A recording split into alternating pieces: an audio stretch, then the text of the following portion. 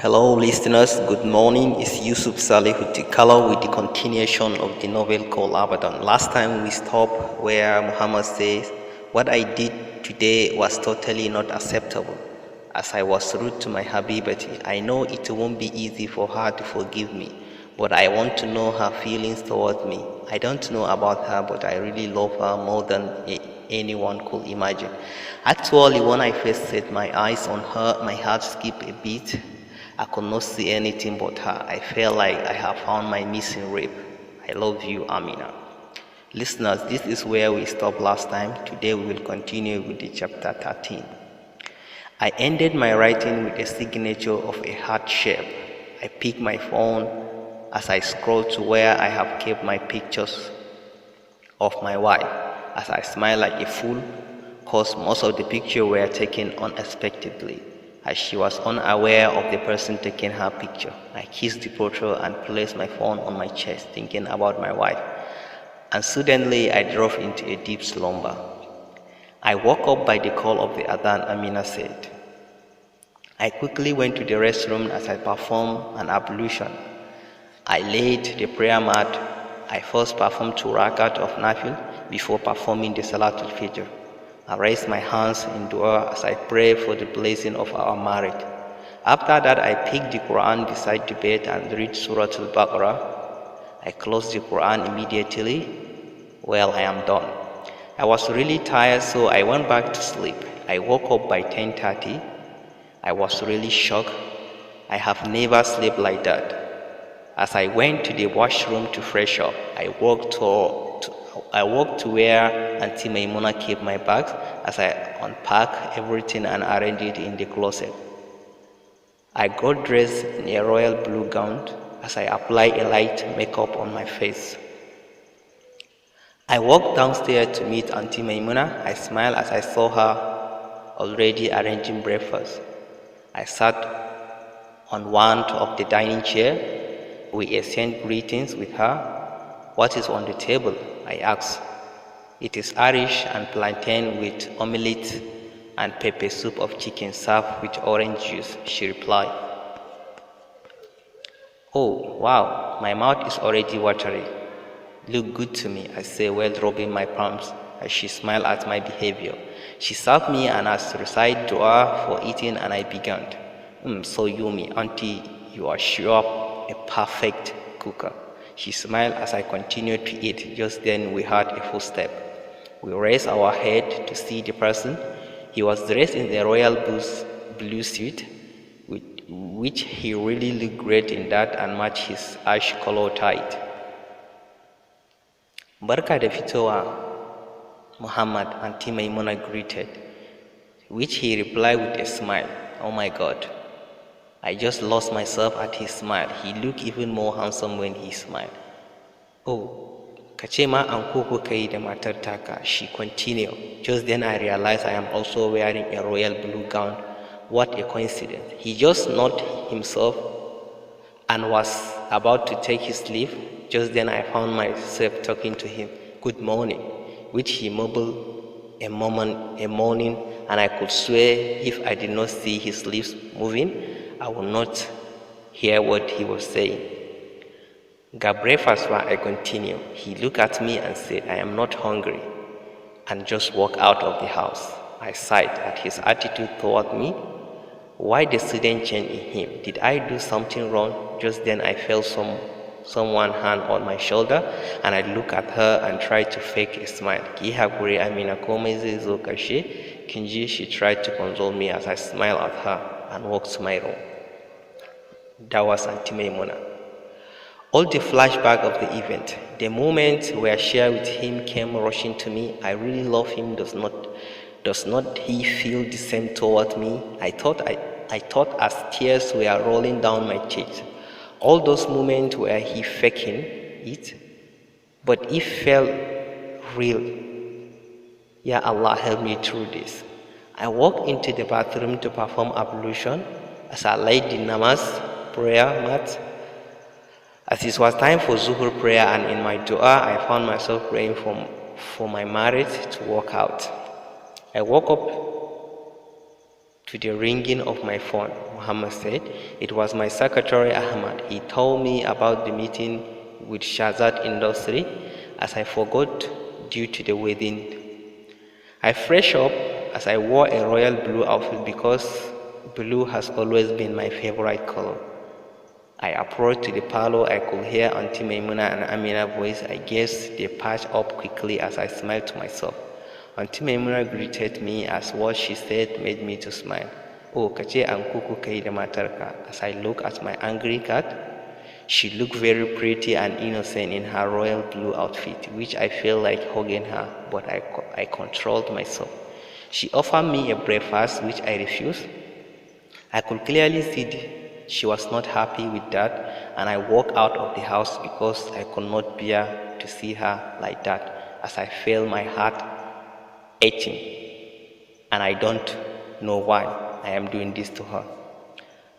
I reached the office. After some couple of hours, the meeting was over. I was exhausted, so I called my secretary to cancel the rest of my schedule. I went back home. I did not see my angry cat anywhere, so I went to check up on her in her room. As I entered the room, I froze. I saw my angry cat coming out of the bathroom with a white colored towel. As she held another towel, as she was draining her hair, her scream poked me out of my thoughts, and I quickly went out of the room.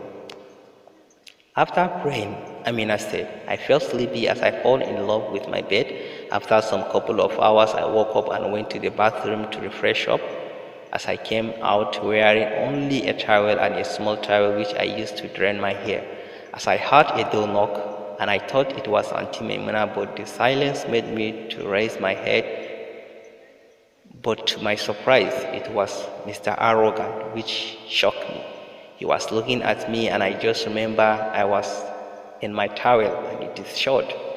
I did not know the time. I screamed and ran back to the bathroom and banged it. I was breathing heavily. I recall what just happened a while ago. Did he just see me in my towel? I hit my head with my hand, as I regret not taking a hijab with me. But what made him to come to my room? I quickly wiped that thought of my head as I peeped to see if he's still around, but thankfully he was not. I came out as I quickly ran to close my door properly and began to do my work. I scanned through my wardrobe to find a comfortable cloth to wear, as I picked a pink color jumpsuit and tied my hair with a white veil. I went downstairs to meet Auntie Maimuna. I helped her with making lunch. At first, she declined my offer, so I used my puppy face to convince her to let me and it work. After some minutes we were done, she gave me the food to take it to Muhammad's room. My heart was beating, but I collected the food and approached towards his room as my heart was racing. I knocked at his door and I heard his voice coming in. I breathed in and walked into his room. Assalamu alaikum. Wa alaikum assalam, he replied. He was sitting on his bed and his laptop was on his lap. He was doing something in his laptop. I guess it's something important, and he was engrossed in doing it. I did not know what to do, and I was still holding the tray of his food in my hand. He looked up and just told me to put it on the small glass table beside him. I kept it slowly on the table as I returned to walk out. Why is he so arrogant? I thought to myself, for a man I must say his room is neat, as if no one is staying in his room. I went to pray as it was Asr. I was sitting on one of the couch watching my favorite Indian series, King of Hearts. Oh my god, I really love that actor Ravi Duvey as Siddharth Khurana with Roshni Patel. I enjoy watching this series a lot. I was engrossed in watching. Suddenly the channel was changed. I was angry as I looked up to see who changed my channel to news, and of course it is him. Why will he disturb my peace, for goodness sake? Me yasa ka canza, baka ga kallo nake yi ba? I managed to question him. He looked at me with his emerald eyes which always made me to forget myself, but I came back to my sense. Don't you dare, this is my house, and I will do what I want, and no one will question me. Get that into your thick head, he yelled as I flinched at his sudden reaction.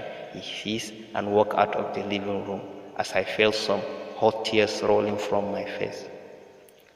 Just then my phone rang and it was Zainab. Oh my God, how I miss this girl so much. I picked the call as I burst into tears. Lafiya, soulmate, me yasa miki? She questioned. Help me. What have I done to have a cool husband like Muhammad? I replied, crying. Shh, she said. Stop crying, babe. Tell me, what's wrong? Me faru, she spoke. I told her what's going on between us. She sighed and said, baby, don't give up. Where is the Amina I knew? The fighter, the courageous babe who make men to lose courage when you appear. Where has she gone? Baby, this is your gather. Don't just lose hope. You have to make your marriage work. Don't just sit there doing nothing, for goodness sake. You are a woman. Haba, karki ba da mata. Now just cheer up, darling. In the next 2 weeks, zan dawo and make sure kafin nan everything is fine between you guys, she advised me. But baby, ta ya kike gani zan yi haka? I questioned her. Oh my God, do I have to tell you everything? Ke fa mace ce, you are beautiful, you are great cook.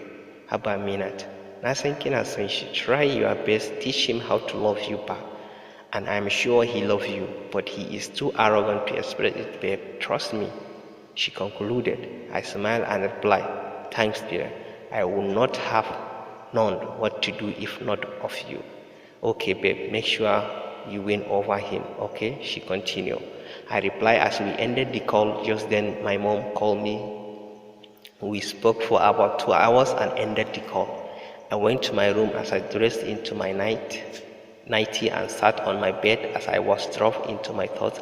How will I begin to make him realize I love him? How? Did he really love me as to what Zainab said? If yes, why is he acting strangely toward me? Ya Allah, help me through. I really want to live a happy marriage life as I drop into a deep slumber. So listeners, we will stop here. Please subscribe and like our channel for the full story. Thank you very much.